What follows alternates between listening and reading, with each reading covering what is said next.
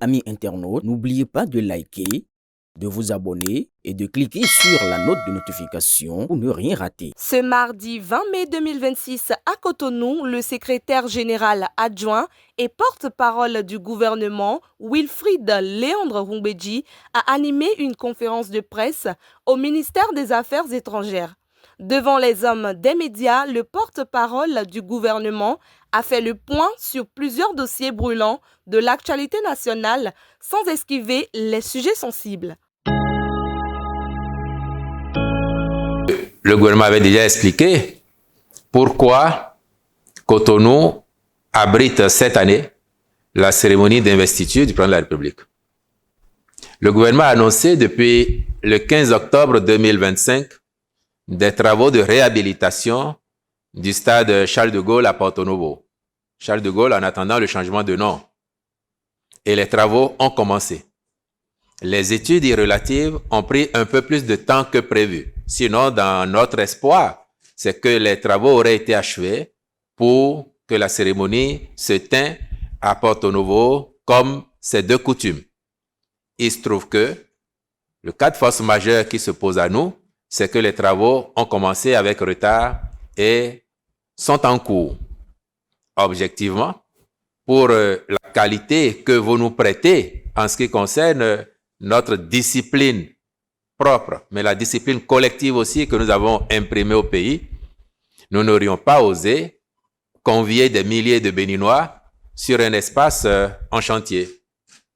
Et c'est la raison pour laquelle, fort heureusement, comme les travaux de réhabilitation de l'esplanade du Palais des Congrès, eux, ont commencé plus tôt, c'est pas de même envergure que Porto Novo. Autrement, dans les mêmes délais, ça ne serait pas achevé.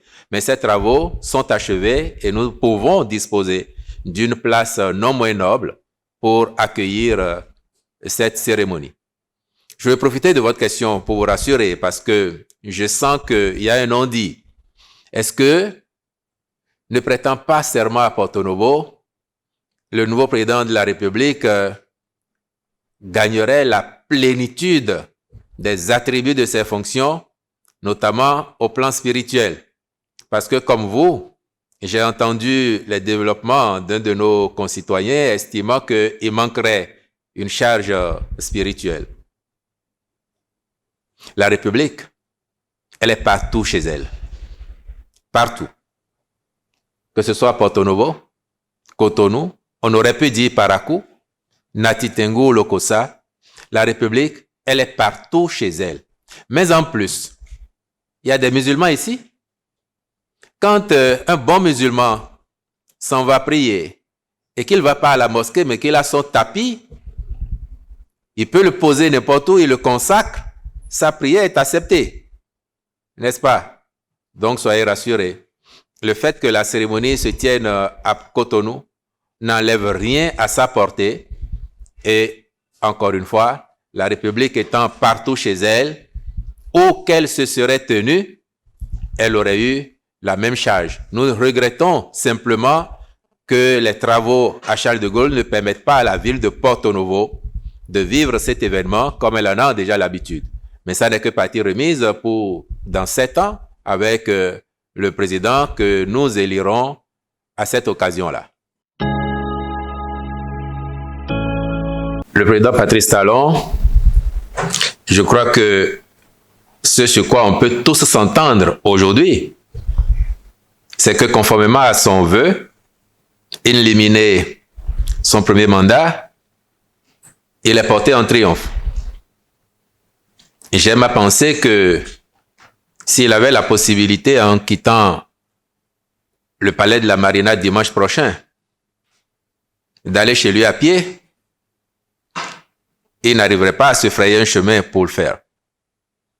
Et pourtant, au début, qui aurait imaginé, à part lui-même, dans son intime conviction, qu'il connaîtrait cette fin en apothéose?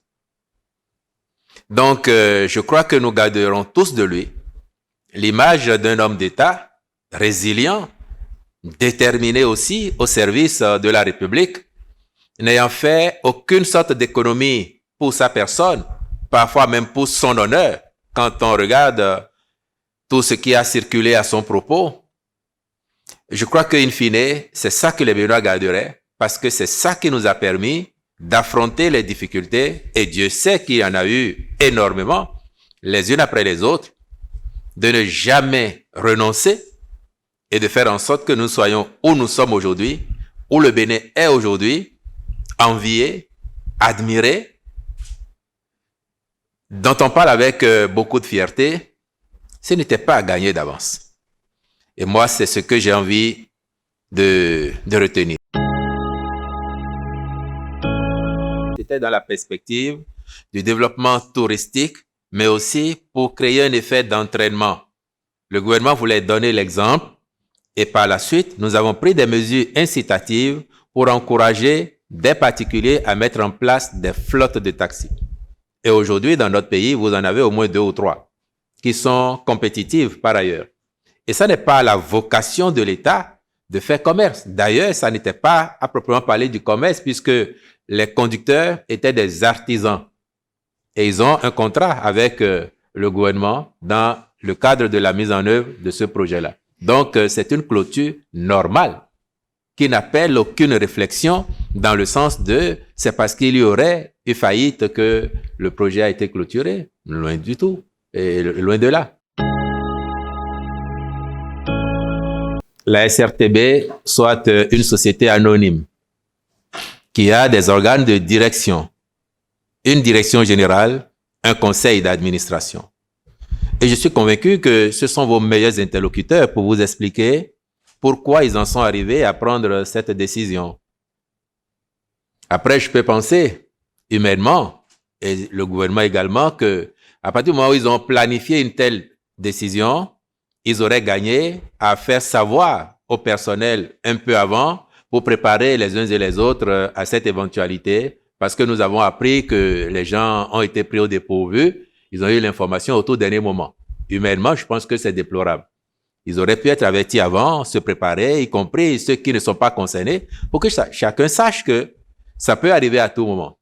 Et puis, cela étant, ça fait partie quand même si ça n'est pas souhaitable, ça fait partie de la vie de toute entreprise.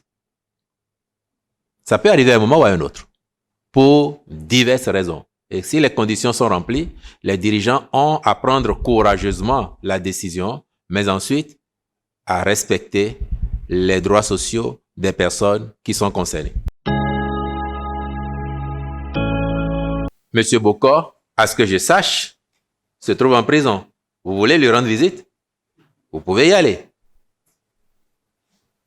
Je ne comprends pas votre question, sauf à surfer sur les conneries qu'on entend sur les réseaux. Moi, de ma position, je sais que je trouve en prison. Ceux qui prétendent le contraire, vous leur demandez d'apporter la preuve. La charge de la preuve de ce qu'ils allèguent leur incombe. Et puis, ne vous laissez pas distraire par ceux qui, faute de sujets, en inventent pour essayer d'exister. L'ANAN est bien placée pour répondre à votre préoccupation. L'ANAN a reçu les instructions du gouvernement de faire en sorte que les cantines soient ouvertes pendant la période. Il y a des localités dans lesquelles les cantines scolaires sont déjà opérationnelles et nous n'avons pas voulu qu'il y ait de rupture dans la fourniture de ces services-là aux enfants. Et c'est cohérent. Ils ont eu la cantine toute l'année pour pas que pendant la période des examens, il manque de cantine. C'est une question de logique.